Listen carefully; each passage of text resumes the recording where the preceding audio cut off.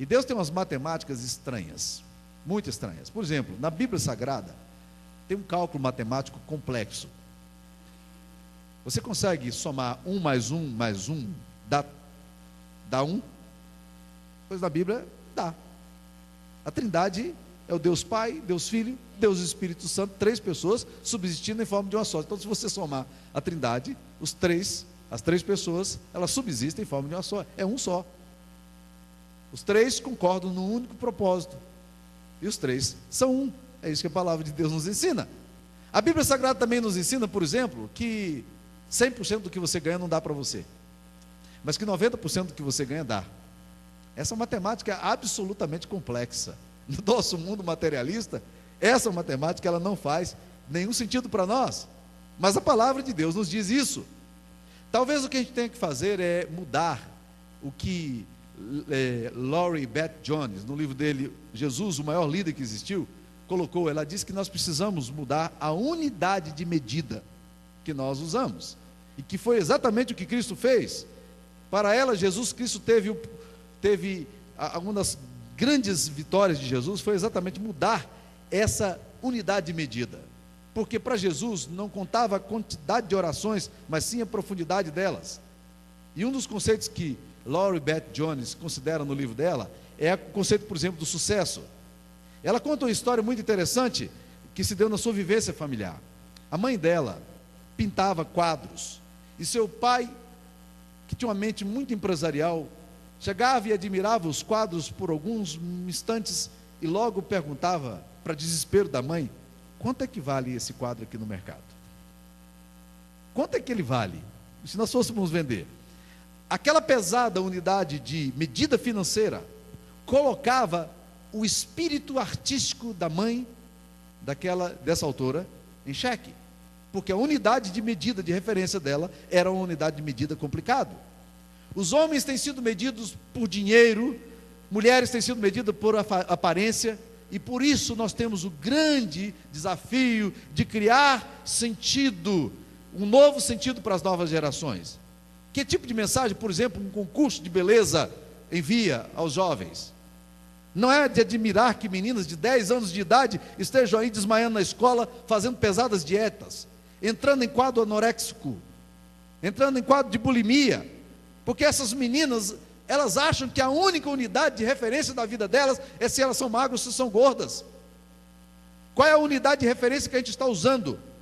Por isso é que esses modelos têm sido medidos como gado. Ou você já viu alguma descrição de um modelo em que não se colocasse lá quanto é que ela mede de altura, qual é o peso dela e quais são as medidas dela?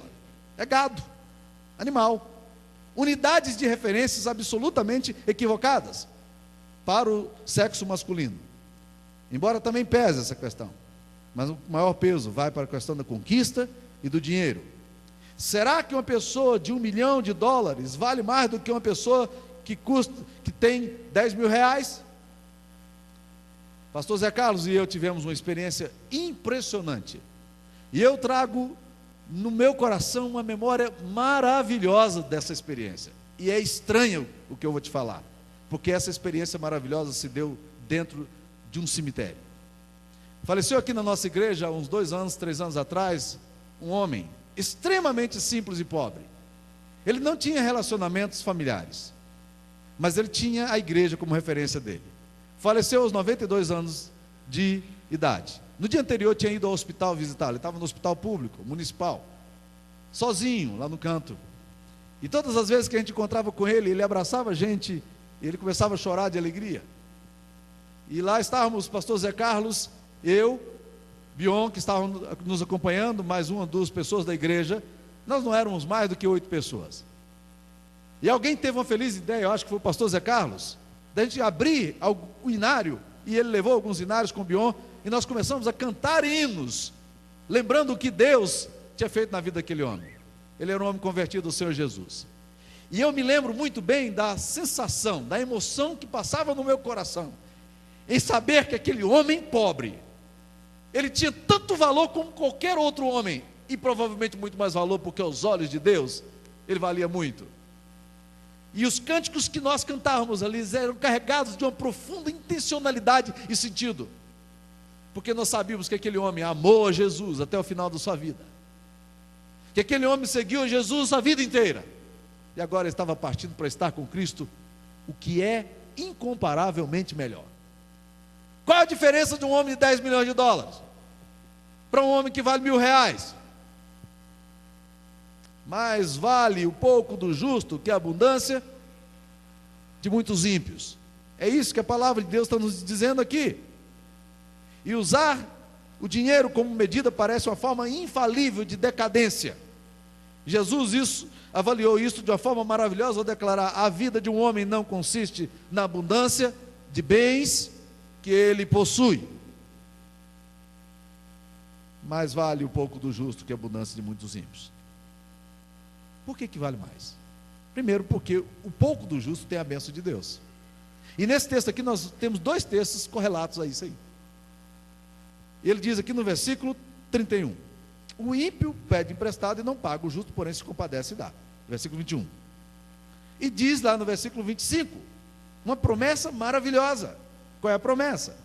Fui moço e já agora sou velho, mas eu nunca vi um homem justo, desamparado, e nunca vi a sua descendência a mendigar o pão.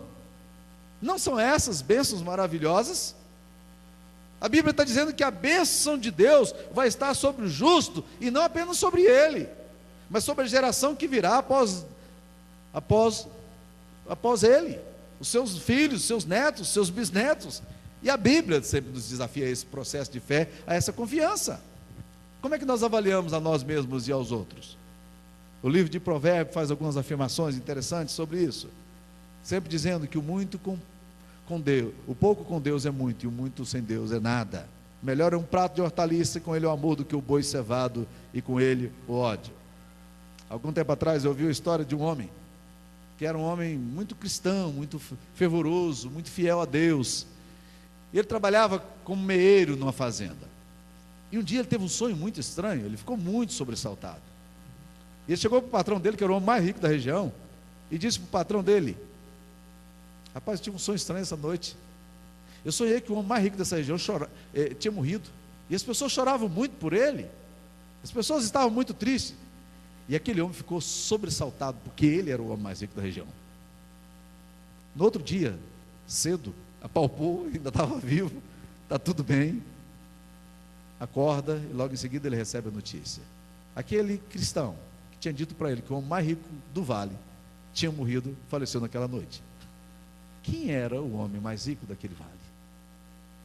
Qual era o homem que valia mais aos olhos de Deus naquele lugar? De fato, aquele homem era muito mais rico, porque ele amava a Deus. E é por isso que as Escrituras Sagradas usam sempre um sistema de avaliação muito diferente. Olha o que nos diz a palavra de Deus em 2 Coríntios 8:9: pois conheceis a graça do nosso Senhor Jesus, que sendo rico, se fez pobre por amor de vós, para que pela sua pobreza vos tornasseis ricos. Jesus afirmou ainda: a todo que tem se lhe dará, e terá em abundância, mas ao que não tem, até o que não tem lhe será tirado. Deus tem uma matemática muito estranha, uma forma diferente de contar as coisas. A Bíblia nos fala da história de Eliseu, que chega numa mulher viúva, parca de recursos, e pergunta para ela: o que você tem em casa? Ela diz: eu só tenho um pouquinho de azeite. Ele diz: me traz aqui que eu quero orar por isso. E a botija de azeite daquela mulher não parava de jorrar, porque havia a bênção de Deus ali naquele lugar. Qual é o grande problema da nossa vida?